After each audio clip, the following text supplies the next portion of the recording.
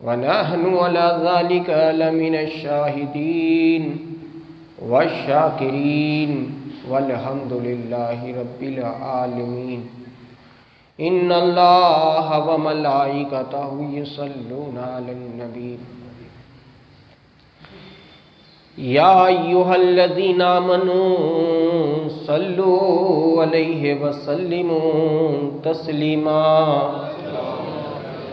सल्लल्लाहु अला नबील मिहिल वालिही सल्लल्लाहु तआला अलैहि वसल्लम। सुब्हान रब्बिका रब्बिल इज़्ज़ति अम्मा यसिफून व सलामुन अलल मुरसलीन वल्हम्दुलिल्लाहि रब्बिल आलमीन बिरहमतिका या अरहमर राहिमीन।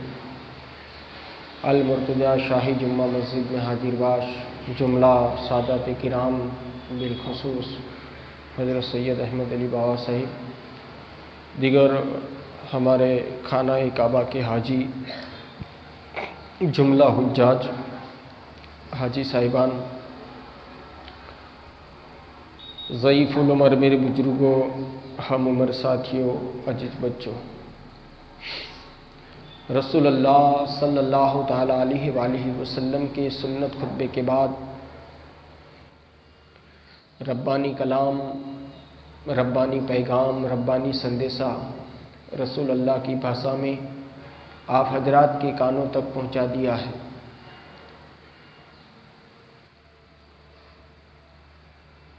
इस मुक़द्दस रब्बानी कलाम पर कुछ बातें अर्ज़ व मारूज़ करूँ, इससे पेशतर आइए हम और आप मिलकर गुंबदे खजरा की तरफ लौ लगाकर इमामुल अंबिया साहिब इन्ना अतैना कल कौसर, साहिब शफाअत, इमामुल अंबिया हसनैन के नाना, माँ खातून जन्नत के बाबा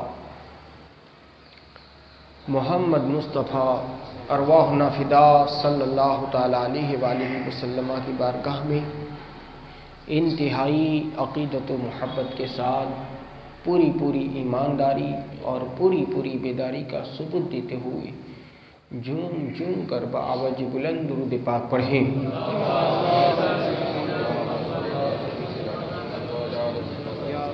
अस्सलातु वस्सलामु अलैका या हबीबी या रसूलल्लाह सल्लल्लाहु तआला अलैहि वसल्लम। और एक मरतबा हुसूल बरकत की नीयत से पढ़ें। अल्लाहुम्मा सय्यदना मौलाना व मौलाना मुहम्मदिन व बारिक वसल्लिम। और एक मरतबा बारगाह रसूल वाले रसूल अल्लाहुम्मा सल्लि अला सय्यदना मौलाना मुहम्मदिन वाला आले मुहम्मदिन मादनिल जूद वल करमे मम्बिल हिल्मे वल हिकमे व बारिक वसल्लिम।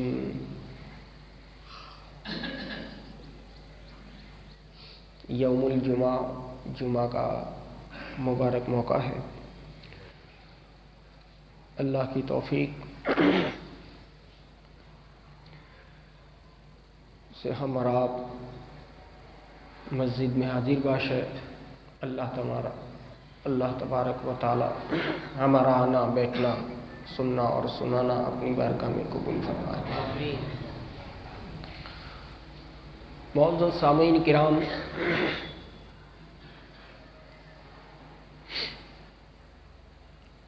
इस्लाम एक ऐसा अजीम मजहब है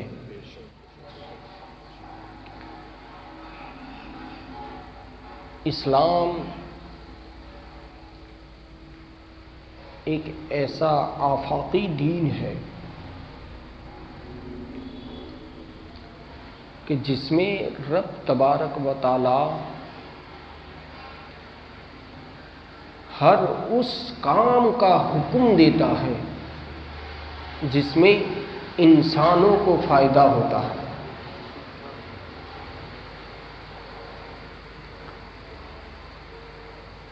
मैंने कुरान की जिस आयत को पढ़ा है, इसमें अल्लाह रब्बुल इज़्ज़त इरशाद फरमाता है कि कुलू वशरबू, खाओ और पियो।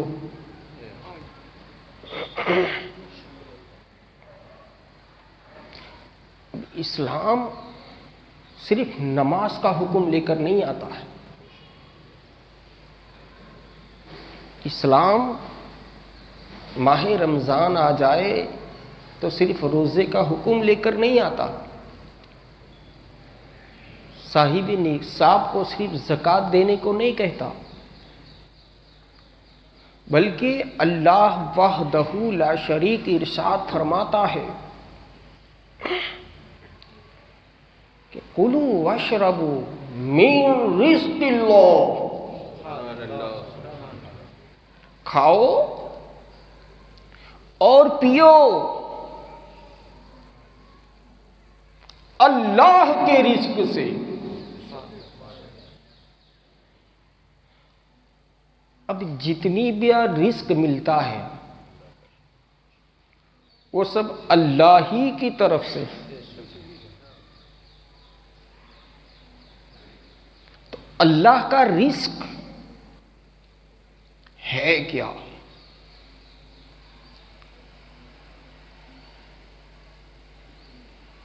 अल्लाह का रिज़्क़ कहते किसे हैं? आप मुझे बताएं। बकरे का गोश्त खाना हलाल है या हराम? आप नहीं जानते तो आप खाते नहीं हैं। तो क्या है? हलाल है।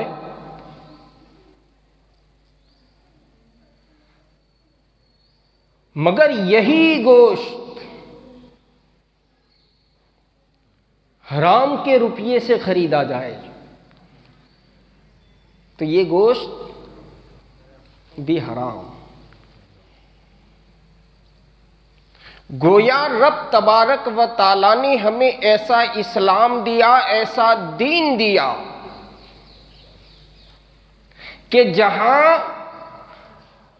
नमाज, रोज़ा, हज, ज़कात का हुक्म देता है, वही इस्लाम हमें खाने और पीने का भी हुक्म अता फरमाता है।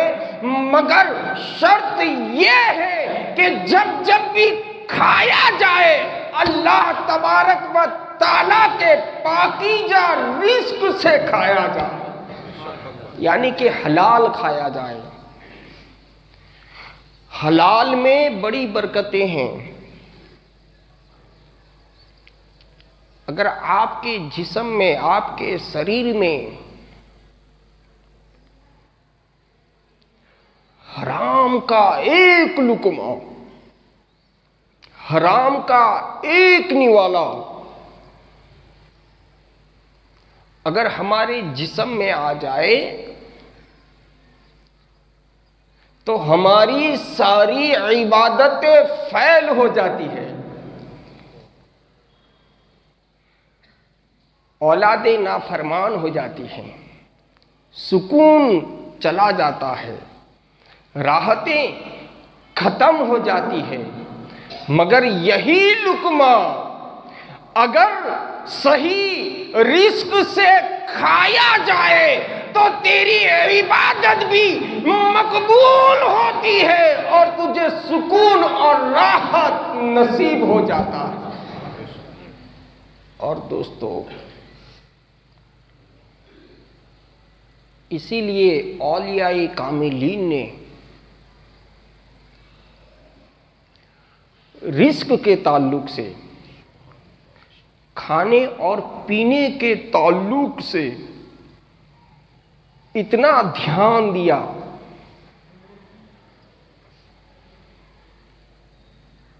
ये अल्हम्दुलिल्लाह पीरानी पीर का महीना चल रहा है, गोश्त पाक का महीना, और मेले मेले में नियाज, रिश्तेदारों में रियाज, जहाँ जहाँ नज़र उठाएं नियाज नियाज नियाज नियाज। बड़ी बरकत वाली चीज़ है। मगर मैं समझता हूँ कि अगर आप कर्जदार हैं, आपके ऊपर देवा है, तो पहले देवे को अदा किया जाए, नियाज बाद में पकाई जाए। नियाज हलाल पैसों की है तो बहुत फायदा पहुंचाती है, मगर यही नियाज अगर हराम के पैसों से बनाई गई तो उसका खाना भी हराम, इसका खिलाना भी हराम। ये छोटी छोटी बातें हैं, मगर इसकी तरफ तवज्जो की जाए। फिर यही नियाज करने वाला एक दिन फकीर हो जाता है। इसकी वजह यही रही है कि हमने पैसा कहाँ से आया और कहाँ लगाया ये नहीं देखा, इसकी बरकतें नसीब नहीं होती। फिर कहता है कि मैं तो पूरी ज़िंदगी गोश्त की नियाज करता रहा और मेरे घर से बरकत चली गई। तो अपना माल चेक कर। और चलते चलते एक और बात अर्ज कर दूं कि किसी भी देवी और देवता पर चढ़ाया हुआ इसका चढ़ावा प्रसाद इस्लाम में इसे भी हराम करार दिया है।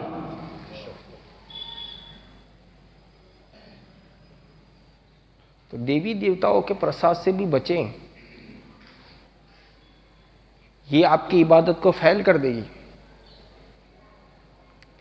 एकता जरूर रखें, व्यवहार रखने से इस्लाम इनकार नहीं करता। हुस्ने अखलाक के साथ किसी गैर के साथ पेश आना ये भी इबादत, मगर इसका मतलब ये नहीं कि हम एकता के नाम पर हराम का लुकमा भी हम निगल जाएं। इससे इबादतें कबूल नहीं होती हैं, इससे दुआएं कबूल नहीं होती हैं। और दोस्तों, औलियाए कामिलीन ने तो कितना एहतिमाम किया। आपने ये वाक़या बहुत सुना, हुजूर गौसे पाक के अब्बा जिसका नाम हजरत मूसा, जंगी दोस्त, ये इनका लक़ब है, हजरत मूसा जंगी दोस्त। ये बड़ा मशहूर वाक़या है कि आप एक दिन नदी के किनारे चल रहे थे,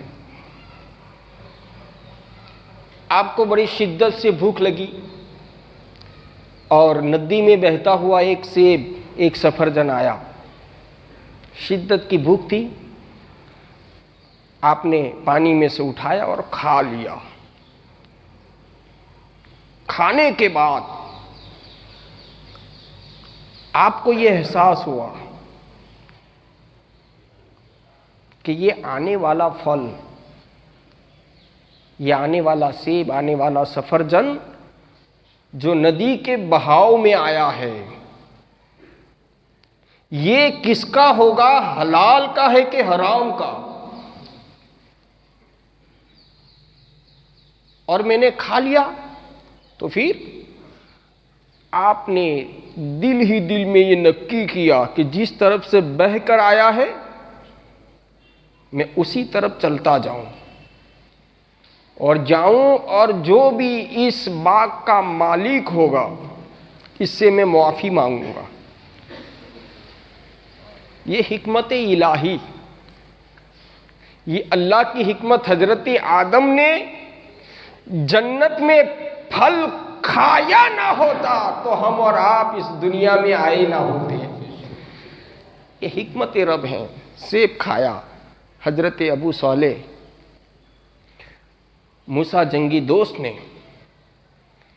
देखते देखते देखते देखते आपको एक बाग नजर आया। आपने बाग पर जाकर दूर से आवाज दी कि कौन है इस बाग का मालिक? तो अंदर से जो निकले, इनकी सूरत भी बड़ी नूरानी सूरत थी। एक प्यारी, हसीन और जमील जब नजर पड़ी तो ऐसा लगता था कि आसमान का चांद आसमान में नहीं बल्कि जमीन पर नजर आ रहा है। ये गौसे पाक के नाना हजरत सुमाई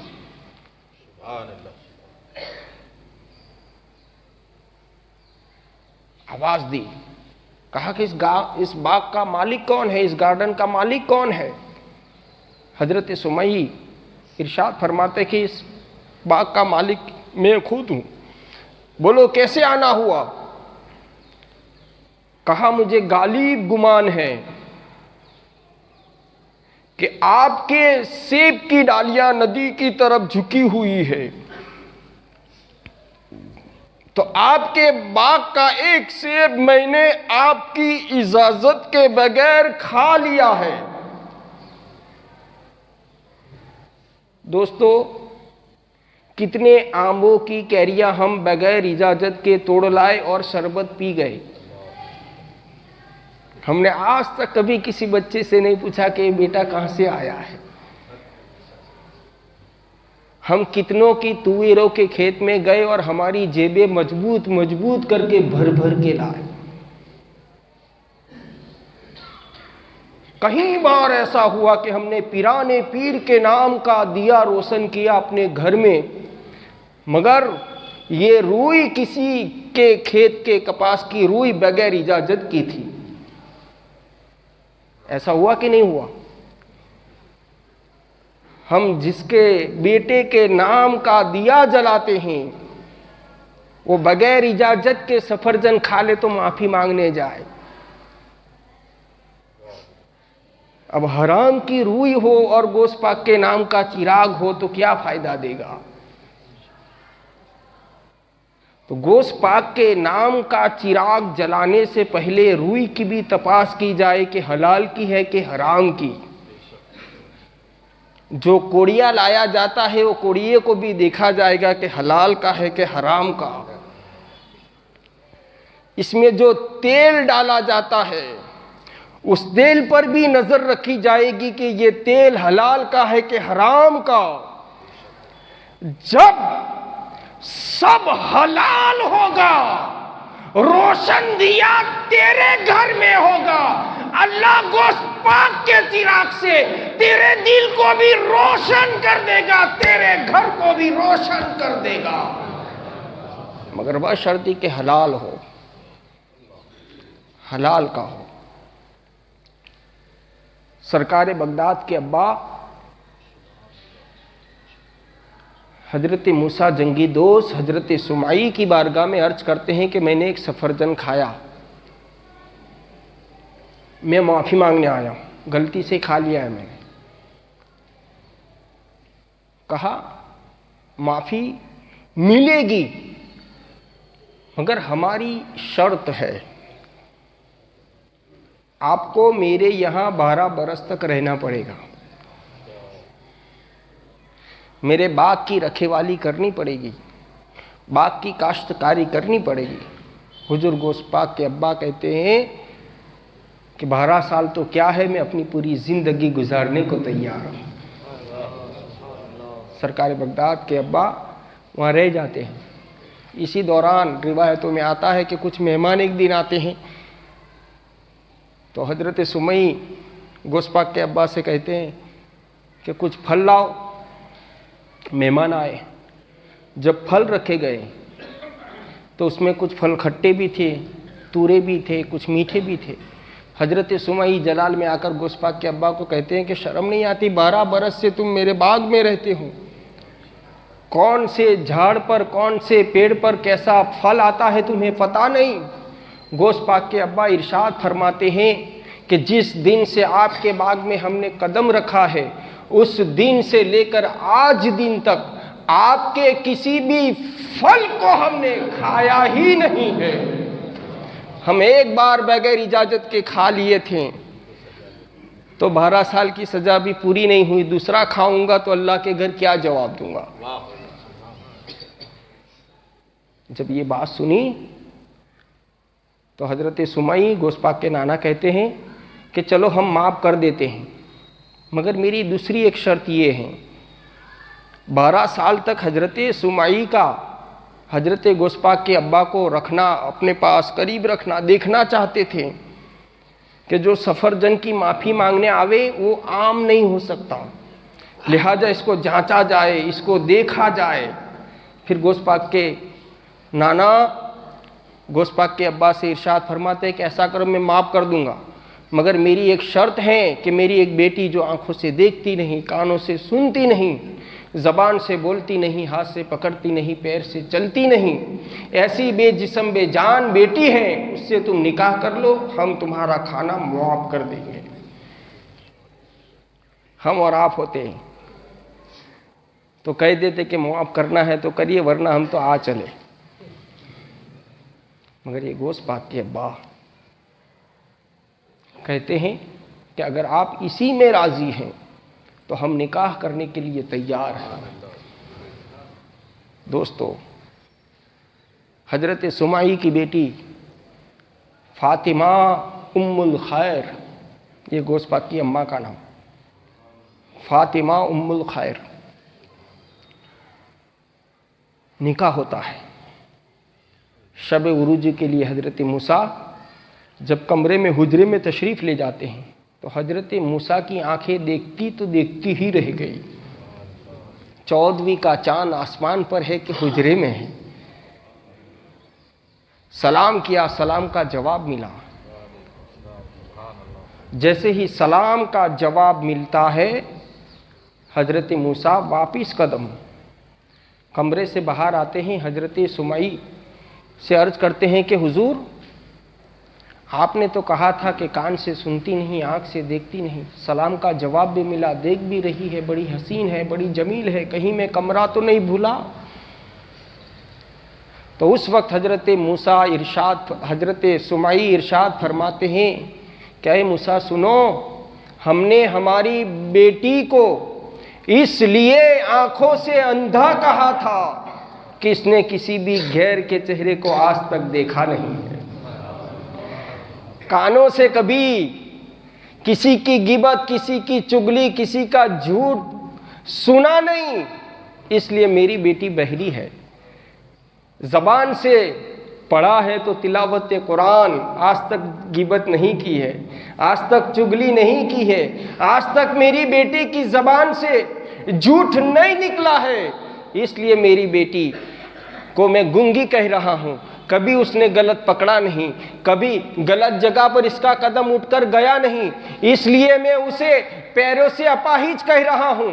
तो सुनो दोस्तों, हजरत मूसा जैसी शख्सियत होती है और फातिमा उम्मुल खैर जैसी जिसकी माँ होती है, तो उसके घर में जो बेटा जन्म लेता है वो इमामुल अंबिया गौसे आज़म होता है। सरकार बगदाद की अम्मा और सरकार बगदाद की अम्मा का ये तकवा था, तब जाके गोश्त पाक पैदा होते हैं। तो दोस्तों, अपनी हयात जिंदगानी में जब तक आप जियो तब तक खाने से पहले लुकमे पर नज़र ज़रूर की जाए कि ये हलाल का है कि हराम का है, वरना जो इस्लाम हमें अकीमुस्सलात कहता है, जो इस्लाम हमें रोज़े का हुक्म देता है, जो इस्लाम हमें ज़कात देने को कहता है, वही इस्लाम कहता है कि कुलू वशरबू मिन रिज़्क़िल्लाह, खाओ और पियो अल्लाह के रिज़्क़ से, पाकीज़ा तैयब और ताहिर रोज़ी खाते रहो। पाकीज़ा रोज़ी से दिल भी रोशन होता है और रोशन दिल वाला जिस घर में रहता है वो घर भी अल्लाह रोशन फरमा देता है। अल्लाह तबारक व तआला से दुआ है कि रब तबारक व तआला हम सबको रिज़्क़ हलाल खाने की तौफीक व रफ़ीक अता फरमाए और हर उस हराम काम से अल्लाह रब्बुल इज़्ज़त हमें महफूज रखे, मामून रखे कि जिस काम से अल्लाह भी नाराज़ होता है और उसका रसूल भी नाराज़ होता है। वमा अलैना इल्लल बलाग। माशाअल्लाह